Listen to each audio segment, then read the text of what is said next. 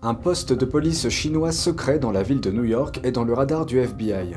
L'agence déclare vouloir faire la lumière sur cette affaire. La Chine qualifie de condescendant le comportement du Canada lors du sommet du groupe des 20. Et ce, après une confrontation publique entre Xi Jinping et Justin Trudeau. Le Royaume-Uni empêche une entreprise chinoise d'acheter le plus grand fabricant de puces électroniques du pays. Bienvenue dans Regard sur la Chine. Avant de commencer, je vous informe que le programme Regard sur la Chine sera diffusé sur la nouvelle chaîne Regard sur la Chine NTD. Je vous invite à cliquer dès maintenant sur le lien en dessous de cette vidéo pour vous abonner. En effet, suite aux élections américaines de 2021, notre chaîne NTD française s'est vue retirer sa monétisation sur YouTube. En d'autres termes, nous ne bénéficions d'aucun revenu depuis cette période.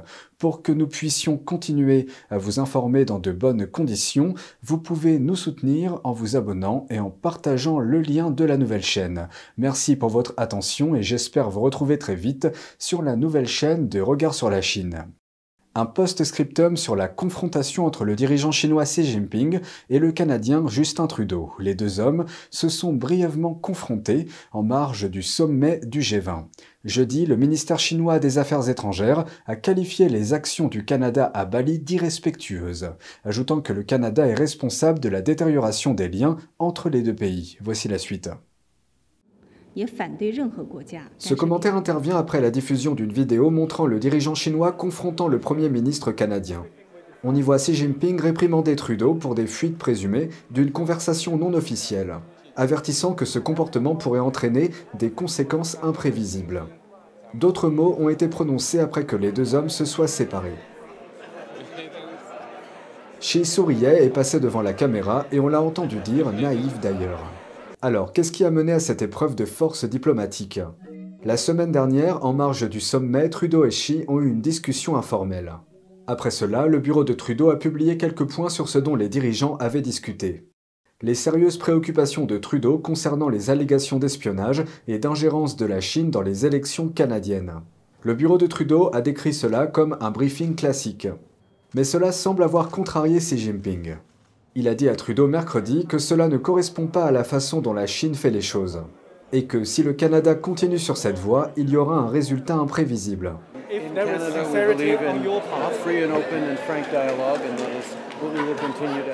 Pendant que Trudeau parlait, Xi s'est abstenu d'établir un contact visuel.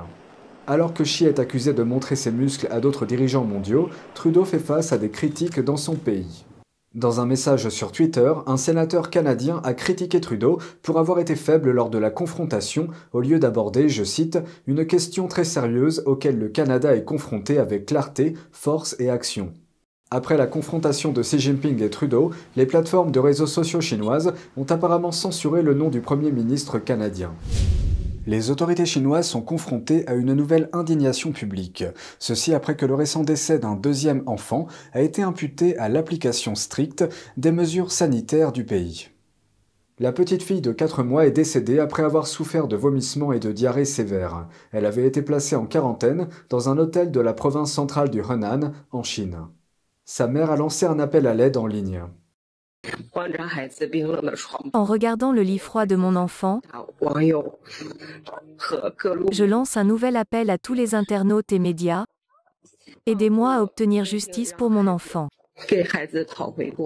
Selon des articles de presse et des messages publiés sur les réseaux sociaux, il a fallu 11 heures au père de l'enfant pour obtenir de l'aide après que les services d'urgence ont refusé de s'en occuper.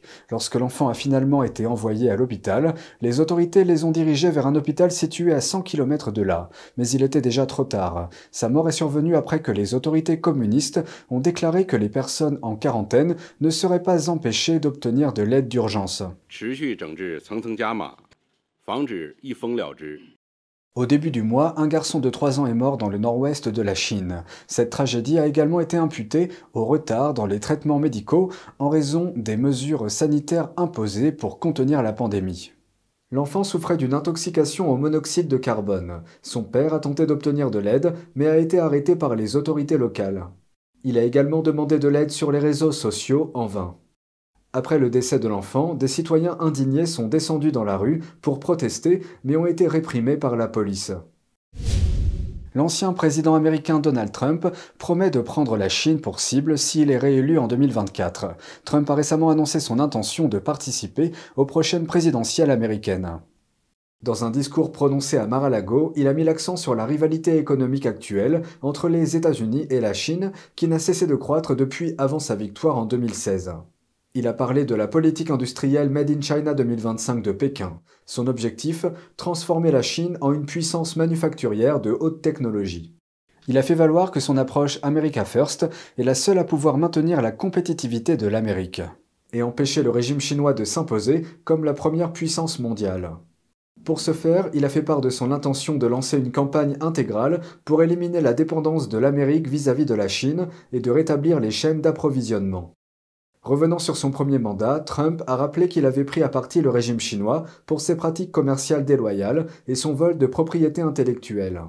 Et ce, en imposant des droits de douane à Pékin pendant la guerre commerciale entre les États-Unis et la Chine. Il a déclaré « Pour la première fois, la Chine était chancelante et retombait sur ses plates-bandes, on n'avait jamais vu ça auparavant. » Il a poursuivi en disant « Au lieu que les emplois et les usines quittent l'Amérique pour la Chine, ils ont travaillé pour la première fois en quittant la Chine pour l'Amérique. » L'ancien président a également salué l'unité des Américains des deux bords politiques pour faire face à la pandémie de Covid-19 et à sa tension sur l'économie. Pour l'avenir, Donald Trump a appelé à une attitude patriotique face à la menace que représente la Chine. Le directeur du FBI prend pour cible un poste de police chinois secret qui opère à New York. Il se dit très préoccupé par ce qu'il appelle les actions scandaleuses de Pékin. Voici la suite. Les efforts du Parti communiste chinois pour mettre en place des commissariats de police aux États-Unis se heurtent à une résistance. Le directeur du FBI, Christopher Wray, a récemment promis d'y mettre un terme. Je suis profondément inquiet à ce sujet, et je ne vais pas laisser faire. Il qualifie de scandaleux le fait que la police chinoise tente de s'installer sans coordination adéquate. Le poste de police chinois fonctionnerait à Manhattan et serait géré par l'association America Changli. Les avant-postes de ce type semblent en apparence servir à des fins administratives, comme aider les immigrants chinois à renouveler leur permis sans rentrer en Chine. Mais en réalité, ils agissent comme des postes de police à l'étranger pour le PCC. Harceler, traquer, surveiller, faire chanter les gens qu'ils n'aiment pas ou qui sont en désaccord avec le régime de Xi Jinping. C'est un vrai problème et nous en parlons aussi avec nos partenaires étrangers, parce que nous ne sommes pas le seul pays où cela s'est produit. Selon lui, le régime chinois engage des détectives privés aux États-Unis pour agir en tant qu'agents et effectuer une partie de ce travail. Il a cité des cas où des mouchards ont été placés dans des voitures américaines. De plus, le département de la sécurité intérieure a exprimé des préoccupations similaires. Ce n'est pas seulement une question de sécurité nationale, c'est une question de sécurité intérieure dans un certain nombre de domaines. Le secrétaire d'État affirme que la menace de la Chine est l'une des plus importantes auxquelles les États-Unis sont confrontés sur le plan national. Mais les responsables n'ont pas précisé si les avant-postes chinois étaient légaux. Wray dit que le FBI examine les paramètres juridiques de la situation. C'est au ministère de la Justice qu'il revient de les fermer. D'autre part, le ministère chinois des Affaires étrangères minimise l'accusation, disant qu'il n'y a pas de raison d'être nerveux à ce sujet. Sur le front des micropuces, le gouvernement britannique a empêché une entreprise chinoise de reprendre le plus grand fabricant de micropuces du Royaume-Uni. Cette décision intervient après qu'une étude a montré que cette acquisition comportait des risques pour la sécurité nationale. Voici la suite. Newport Wafer Fab est la plus grande usine de semi-conducteurs du Royaume-Uni. Son rachat par Nexperia, une société basée aux Pays-Bas, pour l'équivalent d'environ 75 millions d'euros, a suscité des inquiétudes. Elle est partiellement détenue par une société chinoise cotée à Shanghai.